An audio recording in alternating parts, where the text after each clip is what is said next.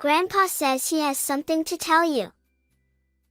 During the funeral of my husband, who had taken his own life, my 4-year-old granddaughter pointed at his portrait and shouted those words.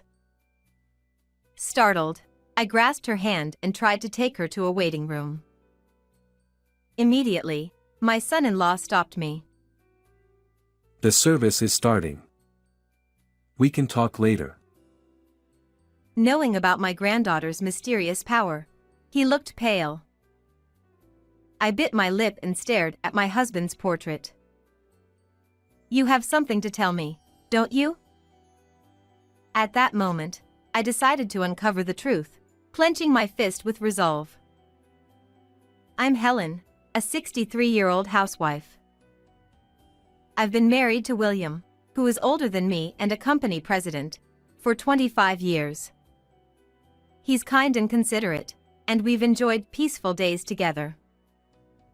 Thanks to him, I've been able to recover from days of sorrow. Interestingly, we both remarried. We both lost our previous spouses to illness and carried the weight of sadness while raising children alone. At that time, my daughter Amy was 10 years old, and Oscar, my husband's son, was 3 years old. My husband and I met through work, and our similar circumstances led us to naturally become close. Since Oscar was still very young, he didn't seem to understand that he had lost his biological mother or that he wasn't biologically related to me. After we got married, he quickly bonded with my daughter and they lived together as if they were real siblings. We were a happy and joyful family, but everything changed when Oscar entered junior high school. Up until then, Oscar had grown up believing that I was his biological mother. However, he learned the truth from a tactless relative. So you were pretending to be my mother, even though you're just a stranger? I didn't mean for it to be like that. I was going to tell you when you got older, and I've always cared deeply about you. They're just words. You're just a liar. After that, Oscar continued to rebel against me and went through a rough period. However, he finally settled down around the time he graduated from university and joined my husband's company. It seemed that being told by my husband that he would groom him as his successor gave him encouragement. Mom, I was wrong. I'm going to turn over a new leaf and do my best from now on. I still remember feeling relieved as I watched my son say this with shining eyes. Meanwhile, Amy, who had started working at my husband's company earlier, married her colleague John. He is a smart and capable person who excels at his job. Both my husband and I felt reassured knowing our daughter was in good hands with John. Shortly after, Amy became pregnant, and we eagerly awaited the birth of our grandchild. However, an unexpected tragedy struck our family. Amy passed away due to complications from a difficult childbirth, succumbing to severe bleeding. Her last words, almost like a whisper, were, "Please take care of the baby." Oh no. Amy.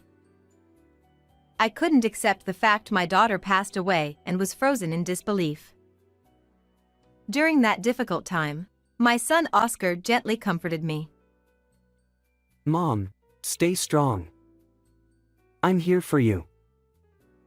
I wanted to be by the side of the child my daughter had brought into the world, but my son-in-law insisted on raising the child by himself. Raising a child on your own is tough. Besides, you have a job. Can't we at least help out while the baby is still little? Thank you. But Amy took my hand and asked me to take care of the baby. I'll do my best. But I suggested it with good intentions, but John firmly refused my help. Unable to insist against his decision, I chose to silently watch over them. My granddaughter was named Olivia and she grew up lively and healthy, despite my worries, reaching the age of 4. she was an adorable child who resembled Amy. Around that time, John started occasionally leaving Olivia with us. He didn't stay with us often, citing his busy schedule, but we were always happy to see our granddaughter whenever we could. Sometimes when John came to pick Olivia up, I could smell alcohol on him, but I assumed he had social obligations. My husband and I were too focused on our granddaughter to worry much about it. Olivia is growing up so pure and sweet. It's like young Amy has come back to us. She's adorable. My husband adored our granddaughter so much that he cherished every moment with her, playing hide-and-seek and tag. The sorrow of losing Amy never faded, no matter how much time passed, but spending time with Olivia helped heal that pain. However, something happened that would plunge me back into the depths of despair. That morning, while getting ready for work, my husband made an unusual request for dinner. I'd love some fried chicken tonight. You make it so delicious. Oh, thank you. With such praise, I'll have to put extra effort into it. Look forward to it. Great, I'm counting on you. Well, I'm off. Take care. Have a good day. Little did I realize that such a trivial conversation would be our last. Later in the afternoon, as I was preparing to go grocery shopping for dinner, my son-in-law called. Please stay calm and listen. What? What's wrong? Your husband has passed away. What? My husband suddenly passed away. He fell from the rooftop of a newly completed 5-story apartment building constructed by his company. My son-in-law John was the first to discover him. Apparently, just before the incident, my husband had sent a text to John. He texted me saying, "There's something I'm concerned about in the new apartment. Can you come and check?" So I went, and that's when I found your husband lying there, bleeding from his head. Oh no. I called an ambulance, but it was too late. I rushed to the hospital by taxi, but instead of being guided to a hospital room, I was directed to the morgue. I desperately called out to my husband, who was cold and covered in a white sheet. Please. Open your eyes. Feeling lost and in tears, Oscar, who arrived later, held me tightly in his arms. Dad, if you had any worries, you should have talked to us. It's not good to keep things to yourself. What? According to the police investigation, his shoes were found neatly arranged on the rooftop, and statements from those involved revealed that my husband had been troubled. It was concluded that he had taken his own life. However, there were no signs of such behavior from my husband, and I can't imagine him leaving me and taking his own life like that. I thought we trusted each other and shared everything. Was that just my belief? Left on the brink of despair, with no energy to even prepare for the funeral, I was grateful that Oscar and John stepped in and took care of everything. And then, on the day of the funeral, since there was some time before the service began, Oscar was greeting business associates near the entrance. I was sitting with John and our granddaughter in the family section, but Olivia, who had been glancing at her grandfather's photo, suddenly stood up and exclaimed, Grandpa says he has something to tell Grandma. At that moment, I was taken aback. In fact, my granddaughter had a mysterious ability. I first noticed it when she was 2 years old. When we took her to visit Amy's grave, she exclaimed, "Mommy," and started chatting as if she could see her mother right there. Moreover, the details my granddaughter mentioned were things she couldn't possibly have known, so both my husband and son-in-law got shocked. When she was 3 years old, something similar happened. The old lady next door is saying to help the dog. Olivia suddenly said this. The elderly woman she mentioned had passed away a week earlier. So I found it strange, but I decided to check her house, and found a dog chained up and had been barely moving inside its doghouse. It seemed that my granddaughter had the ability to communicate with the deceased. However, John denied it. It's just a series of coincidences. Olivia simply enjoys her imagination. Please don't mention this to anyone else. Of course, I had no intention of sharing this with anyone, but I strongly believed in Olivia's abilities. I'm sure Olivia can see my husband. I thought to myself, unable to sit still. I took her hand to take her to a quiet room where we could talk more. However, my son-in-law stopped me firmly. It's before the funeral. We can talk later. He usually was gentle, but now he had a stern expression and looked pale. John tried to take Olivia to his side, but she resisted and didn't leave my side. Holding Olivia's hand, I gazed at my husband's photo and spoke to him in my mind. You have something to tell me, don't you? That's right. He couldn't have taken his own life. My husband left for work with his usual gentle smile, even making a dinner request. There was no suicide note and it didn't make any sense he's gone like that. As I pondered these thoughts, Oscar, who had been greeting attendees, approached the family seats. However, my attention was fixed on John, who seemed tense at that moment. Just then, Oscar called out to John, and the two went outside to smoke. Seeing an opportunity, I took Olivia to the waiting room and finally had a chance to hear her out. The words that came from my granddaughter's mouth were not something a 4-year-old would say, and it was clear that my husband was communicating to me through her. Moreover, it was unbelievably horrifying. I can't believe he's... I was shocked to my core, but Olivia continued with even more astonishing words. Grandma, you're being targeted too. Grandpa says you need to run away quickly. Upon hearing this, a chilling tremor ran through my entire body, prompting me to quickly seek refuge with the police. However, upon further reflection, I realized there was no evidence to support Olivia's story. I believe in my granddaughter's mysterious abilities, but I don't think the police would take it seriously. Besides, it would be troublesome if negative rumors about Olivia spread. However, I cannot let the person who harmed my husband get away with it. I will never forgive them. With determination, I returned to the venue. After that, many people who had connections with my husband gathered at the funeral to pay their respects. Then, during the time for the eulogy, Oscar stood before everyone, tears streaming down his face. My father was a kind and reliable business leader. It's heartbreaking to see him gone like this. I wish I had noticed his struggles sooner. Dad, I'm sorry. I'll take care of the company from now on.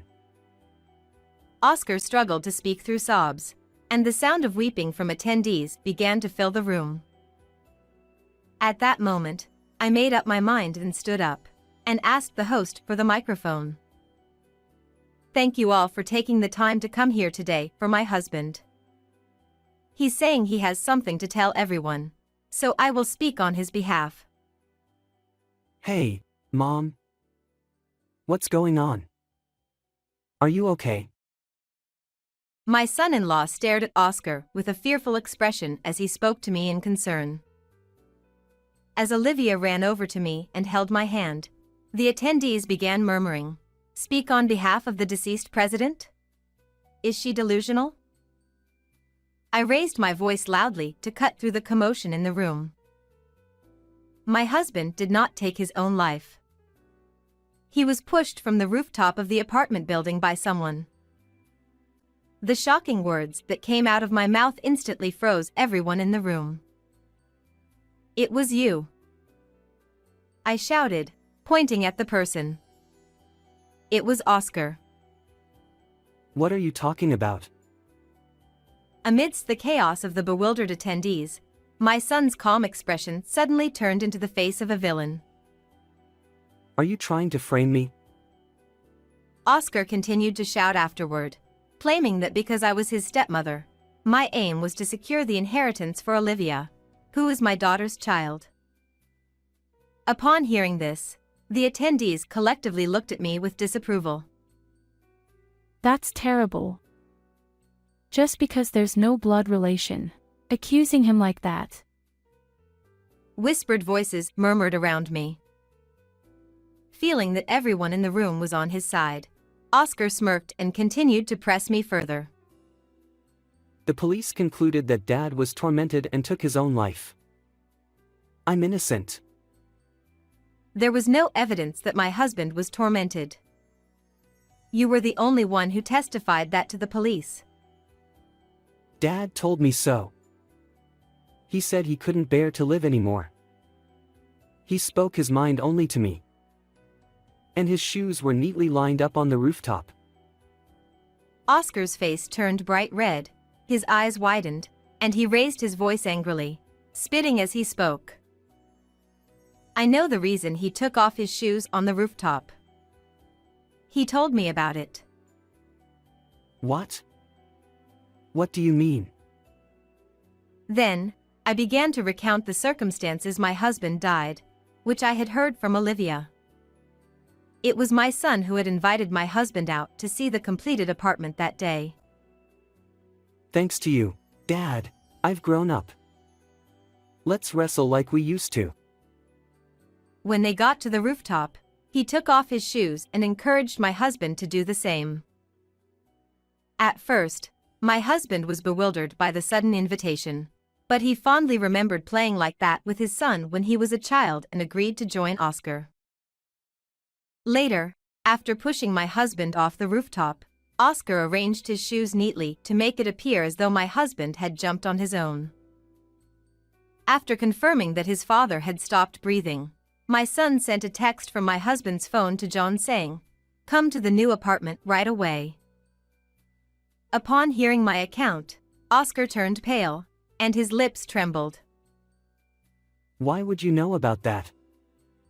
Only Dad should have known. My husband is here, and he's angry at you. You're coming after me next, aren't you? As Oscar realized I knew everything, sweat poured from his forehead. Dad, are you really here? But I had no choice. Because it's his fault.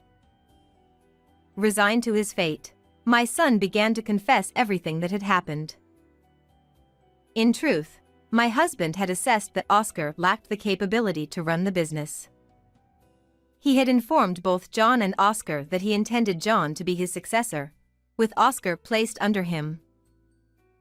However, unable to accept this decision, my son had plotted and carried out a plan to eliminate both my husband and me. Amy and I both thought of you as a true family, so this is really disappointing. I've recorded everything you just said, so I'm going to submit it to the police as evidence. What? I'm not letting you do that. Enraged, Oscar tried to strike me, but immediately after, it was my son who screamed in pain. Ow! Let go of me. It was John who had twisted his arm and stopped him. He told me that he was entrusting me with the company and his son. I was planning to pass the presidency to Oscar once he grew into the role of CEO. Despite saying that, my son-in-law seemed wary of Oscar. He sensed something amiss in Oscar's actions and behavior, suspecting that he might be up to something nefarious. Upon hearing Olivia's words at the funeral, John realized his suspicions might be true. John had tensed up at that time for that very reason. Hand over the presidency. Don't lie. You're planning to take over both the company and the inheritance. Everyone wants money, right? Someone among the attendees must have called the police, as they entered the venue at that moment. Suddenly, Oscar's eyes welled up with tears, and he clung to me. Please, help me. We're family, right? What? How can you even say that? Besides, I'm cutting all ties with you. Whatever happens to you is no longer my concern. Hey! Don't be so cold. Please. Just don't let the police take me. Make sure you pay for your crimes. As I spoke these words coldly, Oscar seemed to realize that nothing he said would change my mind. He collapsed to his knees. Afterwards, he was found guilty and sent behind bars. By taking my husband's life, he forfeited any rights to inherit the company or its assets. There was no one among the relatives to support him. Even if he were to return to the outside world, he would live a tough life. Meanwhile, I am now living with my granddaughter and son-in-law. Thanks to the adorable Olivia, who is growing up healthy, I am slowly regaining my spirits. Today, I placed freshly made fried chicken, which my husband loved, in front of his photograph, and talked to him. Thank you. I'm doing well.